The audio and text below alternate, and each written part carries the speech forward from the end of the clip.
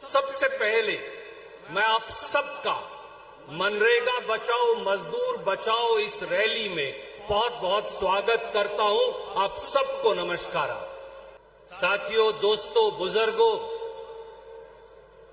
BJP और जनता दल ने मिलकर इस देश के गरीबों पर, इस देश के मेहनत कशों पर, इस देश का पेट पालने वाले लोगों के पेट पर, रोजी रोटी पर हमला बोला।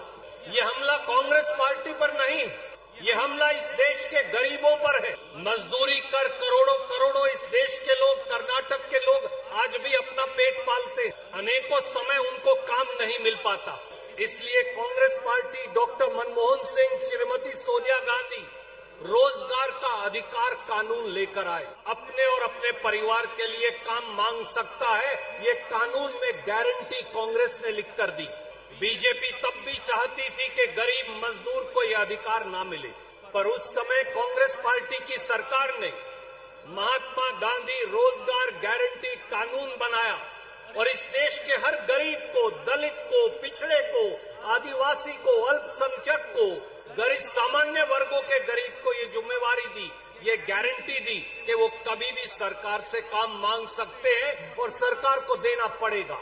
दोस्तों, साथियों, हम सबको ये पूछना पड़ेगा कि फिर महात्मा गांधी रोजगार गारंटी कानून को बीजेपी और जनता दल ने खत्म क्यों किया?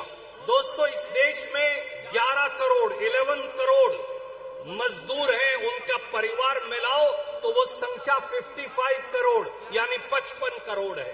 बीजेपी और जनता दल 55 करोड़ लोगों की रोजी और रोटी और उनके पेट पर लात क्यों मार रहे हैं? वो दलित से मजदूरी का अधिकार क्यों छीनना चाहते हैं? वो पिछड़ों और आदिवासियों से उनके काम का अधिकार क्यों छीनना चाहते हैं?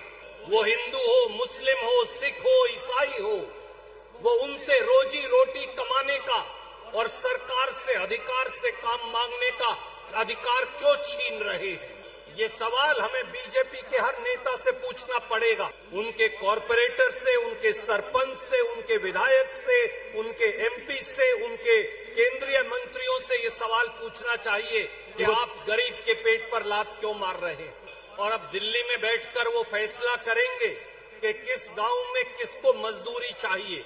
क्या दिल्ली में बैठे ऑफिसर्स को हिंदुस्तान के 7.5 लाख 7.5 लाख गांव की समस्याएं और जरूरियात का पता है? बीजेपी और जनता दल आपके जेब का पैसा और आपके बच्चों की रोटी छीनना चाहते हैं, छीन रहे हैं। ये सवाल हमें उनसे पूछना पड़ेगा।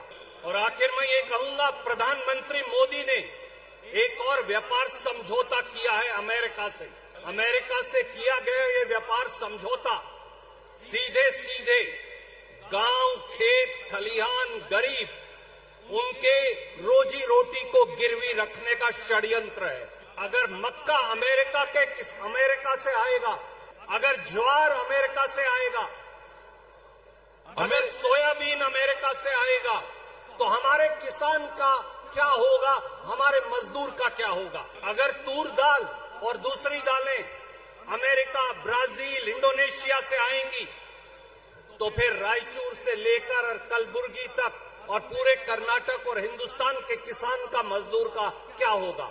अगर सारे फल, सारी सब्जियां अमेरिका और दूसरे मुल्कों से आएंगी, तो फिर इस देश का पेट पालने वाले किसान और मजदूर का क्या होगा? अगर हम अमेरिका से 5 साल में 45 लाख करोड़ 45 लाख करोड़ का सामान खरीदेंगे, यानी हर साल 9 लाख करोड़ 9 लाख करोड़, तो फिर हमारे छोटे छोटे उद्योगपति, छोटे छोटे काम करने वाले, फैक्ट्री चलाने वाले मालिक और मजदूरों का क्या होगा? बंधुगणे, मैं अंत में यही कहूंगा कि ये लोग इस देश के किसान और गरीब की रोजी रोटी को गिरवी रख रहे हैं। अगर आज आप नहीं जागे तो ये इस देश को बेच डालेंगे। इसलिए आइए इकट्ठे होकर संघर्ष करें। आइए इकट्ठे होकर एक हुंकार भरें कि इस देश का किसान, इस देश का मजदूर, इस देश का खेत खलिहान, गांव, अल्पसंख्यक, हिंदू, मुसलमान, सिख, ईसाई, हम सब जिंदा हैं और हम हमारे देश को बिकने नहीं देंगे। मल्लिकार्जुन खड़गे जी के नेतृत्व में, राहुल गांधी जी के नेतृत्व में, सिद्धारमैया जी और डीके शिव कुमार जी के नेतृत्व में और इस देश के गरीबों और मेहनत कशों के नेतृत्व में ये अंतिम संघर्ष, इस देश की सरकार इस देश को बेच ना दे, उसके खिलाफ मिलकर हमें लड़ना पड़ेगा। इस संघर्ष को घर घर तक ले जाने के लिए अब तैयार हो जाइए। बहुत बहुत शुक्रिया, आप सबको नमस्कारा। जय हिंद, जय कर्नाटका।